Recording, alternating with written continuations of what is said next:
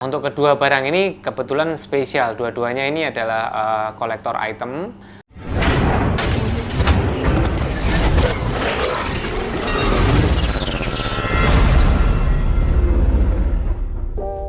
Selamat datang di Watches Trader YouTube channel. Kali ini kita akan membahas lebih dalam tentang dua tipe dari Rolex. Yang pertama, Daytona White Gold Blue Dial yang sering disebut dengan John Mayer Blue. Yang kedua, Submarine White Gold Blue Dial yang sering disebut dengan Smurf. Rolex itu pada tahun 1962, ya 62-63, dia itu menjadi official timekeeper untuk perlombaan Daytona, perlombaan speed racing Daytona di Florida kalau nggak salah ya. Nah, setahun berikutnya dia ngeluarin tipe Daytona secara resmi diluncurkan. Keunikannya dia mempunyai fungsi stopwatch, which is dia bisa menghitung waktu yang digunakan, dan dia juga ada bezelnya, ini ada tachymeter.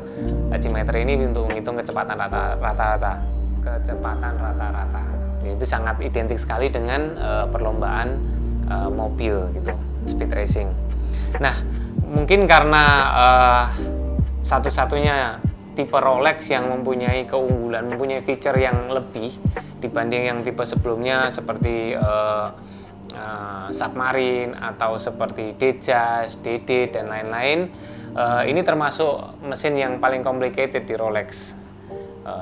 Dikeluarkan Daytona ini, nah, itu menjadi daya tarik tersendiri di kalangan pecinta Rolex, dan terbukti bahwa bertahun-tahun kemudian dia tetap digemari. Dan untuk yang vintage-nya yang memang keluaran tahun 63, 65 dan sebagainya, itu saat ini harganya fantastis, bisa sampai yang jutaan dolar kayak gitu. Jadi membuat tipe Daytona itu istilahnya kayak memuncaki tipe dari Rolex yang lain. Itu salah satu histori kenapa Daytona itu sangat digemari. Nah, ada cerita tersendiri. Jadi khusus yang ini, Daytona White Gold Blue Dial ini diluncurkan pada tahun 2016 berbarengan dengan Daytona Yellow Gold versi satunya yang dialnya warna hijau. Nah, saat peluncuran beberapa bulan kemudian, John Mayer membuat review tentang 2 jam ini gitu. Sehingga sejak saat itu kedua tipe ini identik, antara yang Yellow Gold warna green dan White Gold warna biru ini identik dengan sebutan John Mayer. Yang Yellow Gold biasanya disebut dengan John Mayer Green, sedangkan White Gold disebut dengan John Mayer Blue. Itu sebabnya ini disebut dengan Daytona John Mayer Blue. Yang kedua ada Submariner. Sejarah dari Submariner, kenapa tipe ini juga sangat digemari. Submariner, Rolex itu pada dasarnya dia fokus pada high quality product. Jadi desain dari Rolex itu dari awal dia punya slogan namanya Oyster.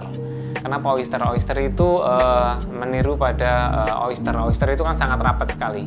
Saat dia nutupin mutiaranya, dia sangat rapat sekali, sangat kedap sehingga air semua nggak bisa masuk.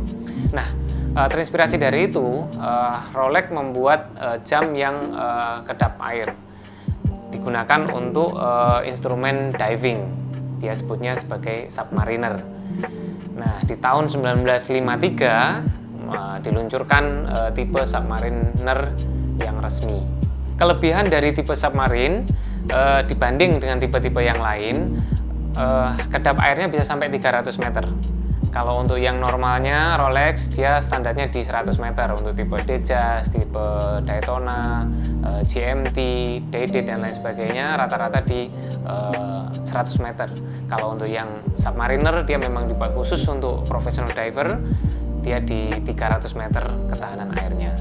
Nah, sebelum-sebelumnya ada tipe-tipe prototipe yang dia sudah buat, tetapi untuk yang resmi dijual di market itu pada tahun 1953 dengan nama Submariner.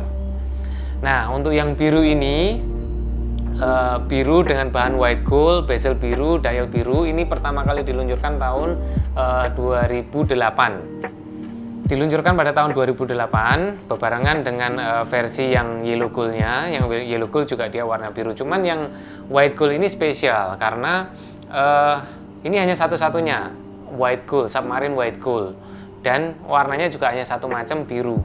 Market menamainya dengan Smurf karena ngikutin dari tokoh kartun yang warnanya biru-biru itu Smurf gitu. Jadi identik dengan nama Smurf sampai saat ini. Dari kedua tipe ini mana sih yang paling banyak dicari atau enaknya mau beli yang mana sih gitu. Nah,